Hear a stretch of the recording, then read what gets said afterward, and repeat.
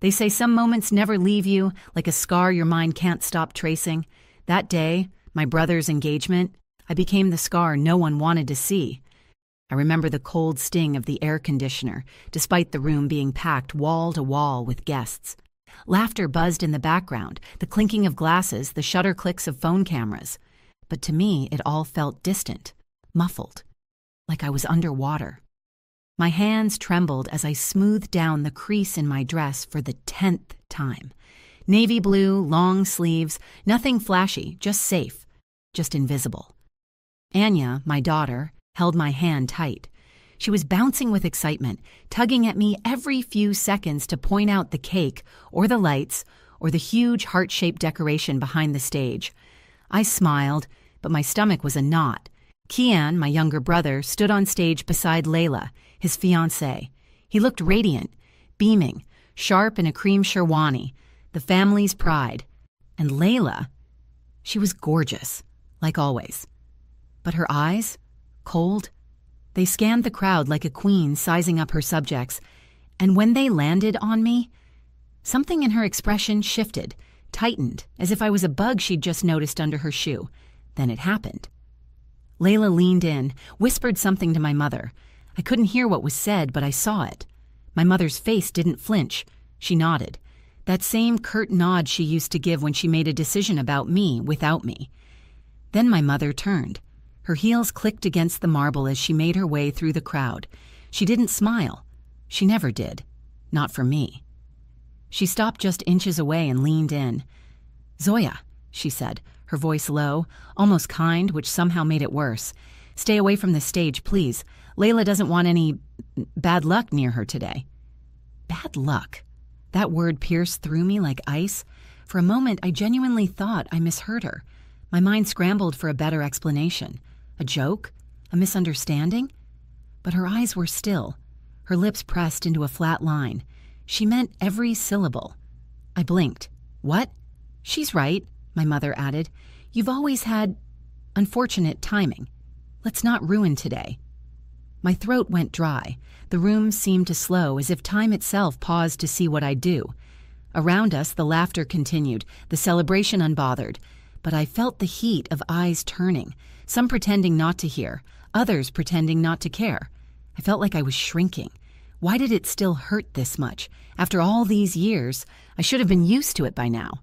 The silent blame for my father's accident, the way my failed marriage was whispered about at family dinners, even my miscarriages, each one met with the same tight-lipped silence, like it was contagious. I glanced at Kian. His eyes met mine, just for a second, and then darted away.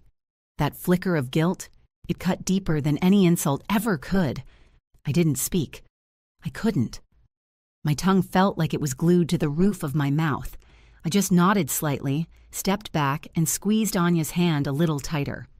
"Why can't we go up there, Mama?" she asked, her voice full of innocence. I crouched beside her, trying to keep my voice from breaking. Because sometimes people don't understand what's special.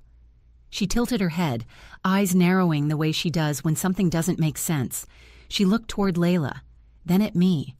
And in that tiny pause, something shifted in her expression, like she saw something she'd never seen before. And that's when I should have known. Anya wasn't going to stay silent. I wasn't always the unlucky one, you know. There was a time, brief, blurry, when I was just Zoya. A quiet girl with big dreams and a louder laugh. But somewhere along the line, the world stopped seeing me. Or worse, started seeing only what they wanted to see. I was 8 when my father died. A freak accident, head-on collision, rainy night, coming home from work. I remember my mother's scream. I remember the neighbors standing outside in silence. I remember clinging to Kian, who was only 4, while everything else in my life shattered like glass around us. That was the first time I heard the word bad luck whispered behind my back. One of my aunties muttered it. He doted on her so much, spoiled her. Maybe it was fate. My mother didn't correct her. After that, I started noticing things. How my mother's warmth dimmed around me. How she looked at me with that same distant politeness she used on strangers. And how she lit up around Kian, her perfect son, the hope that survived the wreckage. I didn't resent him for it. Kian was sweet. He always tried to include me, especially when we were younger. But as we grew up, things shifted. He became the center, the protector, the pride. I was just the shadow. I married young, mostly to escape. He was kind at first, but after our second miscarriage, he changed, and after the third, he left. Quietly. No drama, just a text that said, "I can't do this anymore. I'm sorry." I stared at that message until the screen went dark. When Anya was born, she was a miracle I didn't expect. A stubborn, squalling, perfect baby girl who made me feel, just for a moment, that maybe I wasn't broken after all. The doctors had told me I wouldn't carry to term, but she proved them wrong. And of course, my mother's reaction? Cold. "I hope she doesn't grow up with your luck," she said, barely holding her for more than 5 seconds. I laughed it off, but inside, it stung. It always did. Now here we were, all these years later, back under one roof, my brother's engagement. I told myself I'd just go, smile, keep to myself. No drama, just support. But the moment we walked into that venue, I felt it. The distance. The looks. The way people greeted me with that overly sweet voice they use when they're uncomfortable. Like pity was perfume they sprayed before walking over. Uncle Rehan, my mother's older brother, gave me a warm smile when we arrived. "Zoya, you look radiant," he said kindly, pulling me into a side hug, one of the few people who never treated me like a burden. Still, I stayed on the edges of the crowd, watching, listening, trying to stay small. Anya tugged on my hand constantly, wanting to explore. "Can I go near the cake, Mama? Just to look?" I nodded, trailing behind her. She ran ahead, twirling in her little blue dress. She was light, pure light. The only part of me untouched by bitterness. I should have known it wouldn't last because just an hour later, I'd be standing like a statue as my mother and Layla made it painfully clear. I wasn't welcome on that stage, not even as a sister, not even as a guest. And in that moment, something cracked. Not loud, not public, just a quiet snap inside me. The kind that doesn't scream. It aches. I didn't know it yet, but something else was shifting too. Not in me, in Anya. And what happened next would silence the entire room. The stage was glowing under rows of fairy lights, gold and white, delicate, dreamy. Everything had been crafted to perfection. Even the petals on the floor seemed to know where to fall. I stood near the back of the hall, pretending to admire the decor. I wasn't really seeing anything, just hearing the faint echoes of what my mother had said. "Layla doesn't want bad luck near her today." The words looped in my mind like a cruel nursery rhyme. I shifted my weight from one foot to the other, arms crossed tight against my stomach. My palms were clammy. My heart hadn't stopped racing since she said it. Anya was now sitting on the edge of a chair beside me, swinging her legs and humming quietly to herself, completely unaware of what had just unfolded. Part of me wanted to just leave, but something stopped me. Maybe pride, maybe pain, maybe the fact that this was my brother's big day, and even if I was invisible to him, I still wanted to see him happy. The MC's voice cut through the crowd. "Ladies and gentlemen, we are moments away from the ring ceremony. Family, please gather toward the stage." Guests began moving, forming a semicircle. I instinctively took a step forward with the others. Then I saw it. Layla caught my movement. Her eyes locked onto mine with that same sharpness. Then a slow smirk. She leaned in, whispering something to Kian. He didn't look at me, just nodded, jaw clenched. That smile of hers, it wasn't just about the stage. It was a victory. Like she'd won something. I stopped, right where I was, frozen in that moment. I felt like I was 8 again, hiding behind the sofa while adults decided my fate. "Why aren't we going?" Anya asked, standing and tugging at my sleeve. I crouched beside her, trying to keep my voice steady. "We'll watch from here, sweetheart." She frowned, confused. "But everyone's going, even the cousins." I swallowed hard. Sometimes we don't get to go where others do, and that's okay. It wasn't okay, not even a little. The guests gathered closer. Phones came out, flashes popped. My mother stood proudly by Layla's side. She didn't even glance my way. Uncle Rehan lingered near the front row, looking back at me briefly, his eyes soft with something like apology, but he said nothing. Maybe he didn't know what to say, or maybe, like everyone else, he thought silence was safer. I didn't cry. I wouldn't give them that. But inside, I was unraveling. Why was I always the one they could ignore? Why did no one ever speak up for me? Why did Kian look the other way, like I was something shameful to be hidden? I was his sister. I helped raise him when our dad died. I stayed up with him through exam stress, heartbreaks, nightmares, and now I wasn't even good enough to stand beside him on the happiest day of his life. My fingers dug into my palm so tightly I left crescent marks. I told myself to just breathe, just wait it out, let it pass. But Anya wasn't done. She climbed up onto her chair, staring hard at the stage. Then she whispered, "Mama, that lady is mean." I blinked, startled. "Anya, shh, don't say that." Her face was scrunched, thoughtful. "She said you bring bad luck, but you don't." And then, without warning, she hopped off the chair and started walking toward the front. I reached out, too slow. "Anya, wait!" But she was already halfway there, her little dress swishing behind her. I had no idea what she was about to do, but in that moment I felt something I hadn't felt in years, a flicker of fear and of hope. I stood there, frozen. The hem of Anya's dress disappeared between two rows of chairs as she marched her tiny body toward the front. My heart dropped to my stomach. For a second, the air felt thick, too heavy to breathe. I broke out of my daze and pushed through the crowd, whispering apologies as I tried not to draw attention. But eyes were already turning, heads tilting, murmurs starting. Anya reached the front of the stage. She wasn't rushing or hiding. She stood tall, well, as tall as a 7-year-old can, looking up at the people towering around her. Kian, Layla, my mother, all staring down like she didn't belong there. I wanted to run, to scoop her up, to disappear before she said something that would make things worse. But then, she did something I never saw coming. She walked right up to the microphone. My breath caught in my throat. "Anya!" I hissed under my breath. Too late, too far. Layla's hand shot out like she might stop her, but hesitated. Kian looked confused. My mother's face dropped, her mouth parting slightly. And then it happened. Anya gripped the mic with both hands, looked up at the sea of faces staring down at her, and said in the clearest voice, "Can I say something about the bride?" The room went still, like movie scene still. Every table, every mouthful, every phone mid-photo. Layla blinked, her expression faltering for the first time all evening. Maybe now's not..." But Anya kept going, eyes locked ahead. "My name is Anya. I'm 7, and I want to talk about what I heard Auntie Layla say." My legs felt weak. I could barely stand. "Please don't, baby. Please." She wasn't trembling. She wasn't even nervous. She looked calm, serious, like she'd rehearsed this in her dreams.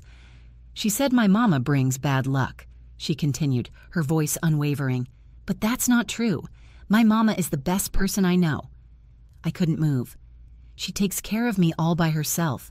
She made me chicken soup when I was sick and read me stories when I had nightmares. She doesn't yell. She just hugs. She says love should be kind and quiet." Someone near me gasped. I don't know who. Anya looked straight at Layla now. "And you were mean. You didn't say it nicely. You didn't even look sorry." Layla's expression cracked, eyebrows raised, mouth stiff. I glanced at Kian. He wasn't blinking, just watching Anya like he'd never seen her before. "And you also said something else," Anya added, her voice dipping lower. "You said you didn't even like my Uncle Kian, that he was just a good match." A sharp inhale cut through the crowd like a knife. I saw someone lower their phone, eyes wide. Layla's cheeks flushed. She stepped forward quickly. "That's enough. She's a child." But no one moved, not even the MC. And suddenly, all that noise I used to fear, the whispers, the judgment, the pity, it vanished. The silence felt different now, charged. Because Anya hadn't just defended me. She'd challenged them. This little girl with her ribboned braids and tiny voice had pulled the thread holding their perfect image together, and the fabric was starting to unravel. I still couldn't believe it. My heart was pounding, my hands were trembling again, but not from fear this time, from something else, pride. And for the first time in my life, I didn't feel like I had to apologize for existing. I wasn't sure what would happen next, but I knew one thing for sure. The silence was about to shatter. Amazing. You're on fire for keeping the story rolling like this. It felt like the world had stopped spinning. Anya stepped away from the microphone and stood in the center of that glittering stage, this tiny, defiant figure in a sea of adults. Some stunned, others shifting uncomfortably in their chairs. No one spoke. The MC had lowered his mic. The photographer, bless him, had stopped clicking. I think even the chandelier lights felt dimmer. I was rooted to the spot, breath held tight in my chest. All I could do was watch. Layla looked like someone had just slapped her. Her lips parted, eyes wide, face draining of color. She glanced at Kian as if expecting him to laugh it off or take control, but he didn't. He just stood there, mouth closed, shoulders rigid. His gaze flicked from Anya to Layla, and then, slowly, to me. And in that moment, something passed between us. He saw me, not as the burden, not as the shadow in the family photos, but as his sister, as Anya's mother, as someone who had been hurting, silently, for years. And maybe he saw how much it took not to crumble every time they blamed me for things I didn't cause. Then I saw my mother. Her arms were crossed, her face carefully blank, but her eyes gave her away. That tightness around the edges, that telltale twitch in her brow. She wasn't in control anymore. Uncle Rehan stood near the front and he did something I didn't expect. He clapped, just once, but it echoed. And then he stepped up, slowly walked toward the stage and put his hand gently on Anya's shoulder. He bent down and whispered something. I couldn't hear it, but Anya nodded and smiled faintly, her tiny hand slipping into his. He turned to Layla next. I think the girls said what many of us were too polite to, he said quietly but clearly. Maybe it's time we stop pretending kindness is optional. The words landed like a stone in water. Layla looked mortified, her jaw clenched. This is ridiculous. She's a child. Children exaggerate. But Uncle Rehan didn't back down. Children speak truths adults are too afraid to face. Kian exhaled, long, slow. His voice was quiet when he spoke. Did you really say that? About Zoya? Layla stiffened. It was a private conversation. You said it. His voice cracked, just barely. She didn't answer. He shook his head slowly. I can't do this, Layla. Not like this. My mother gasped, stepping forward. Kian, don't be impulsive. He looked at her, and his expression, God, I'll never forget it. I've been impulsive my whole life, he said, by staying quiet when I should have defended her. My knees gave a little. I grabbed the back of a chair to steady myself. He turned to me then. Zoya, I'm sorry. It was just 2 words, but after a lifetime of silence, they thundered in my chest. Layla stepped back, her face hardening. You're making a mistake. Kian shook his head. Number, I think I've been making them for years. He took off the engagement ring from his own finger, the one he was supposed to present, and gently set it on the stage beside Layla. The room was stunned, and then he walked over to me. He didn't say anything, just pulled me into a hug, tight, like he was trying to make up for every year he hadn't stood between me and the pain. And when he let go, he crouched down and pulled Anya into his arms too. I'm proud of you, he whispered to her. She grinned, that gap-toothed smile lighting up the room, and just like that, the silence shattered, but this time it wasn't cruel. It was freeing. The next day, I woke up to a text from Kian. I hope you know how proud I am of you, of Anya. I'm sorry it took me this long. I read it twice, then once more for good measure. My chest felt tight, not in a painful way this time, but in that strange, quiet way. Healing begins. Like a wound realizing it's safe enough to start closing. It wasn't about the apology, really. It was about being seen. For the first time in years, I wasn't invisible to my own family. I wasn't just the backdrop to someone else's celebration. Later that week, Kian came to visit. Just him. No Layla, no crowd. He brought pastries from my favorite bakery. Something small, something thoughtful. We sat in the living room, Anya playing with her dolls on the floor while we talked. "I should have stood up for you a long time ago," he said. I didn't realize how deep it went until Anya said it out loud." I gave him a sad smile. "She has more courage at 7 than I had at 27. He shook his head. "She has your courage. She just didn't learn how to hide it yet." That hit something deep. I didn't cry, though I came close. Instead, I looked at my daughter, so bright, so full of light, and I realized something I hadn't dared to believe before. Maybe I wasn't cursed. Maybe I was just different, and different scared people. A few days later, Uncle Rehan stopped by too. He brought me a potted jasmine plant, white blooms just beginning to open. "Something that grows quiet but strong," he said, "just like you." Even my mother. Well, she hasn't said much, but she called. That alone was a miracle. She didn't apologize, not directly, but she asked if I was doing okay, if Anya needed anything. It wasn't much, but it was something, and in our family, something was progress. Anya, of course, doesn't fully grasp what she did. She just wanted to tell the truth, to stand up for her mom, to write something she knew instinctively was wrong. "Mama," she said one night while brushing her teeth, "are you proud of me?" I knelt beside her, looked into those wide brown eyes, and whispered, "More than you'll ever know." She grinned, then added, "So, I'm good luck?" I laughed. For the first time in weeks, maybe months, really laughed. That kind that bubbles up from your chest and makes your eyes crinkle. "You," I said, pulling her into a hug, "are the luckiest thing that's ever happened to me." And it's true. Because here's what I've learned. Sometimes, the people who carry the most pain also carry the deepest love. We move through life quiet, afraid to take up space, to disrupt, to be too much. But we are not too much. We are just enough for the people willing to see us fully. Anya taught me that it's okay to speak up, that defending yourself isn't disrespectful, that love, real love, shows up, even if it takes a little longer than you hoped. So no, I'm not unlucky. I am unbreakable. And if being unbreakable made people uncomfortable, if it made them whisper or stare or look the other way, then let them. Because from now on, I will not shrink myself to fit in someone else's idea of acceptable. And thanks to one brave little girl, I will never again believe that love has to come with silence. It turns out, I was never the one bringing bad luck. I was the one breaking the cycle. And that's the luckiest thing of all.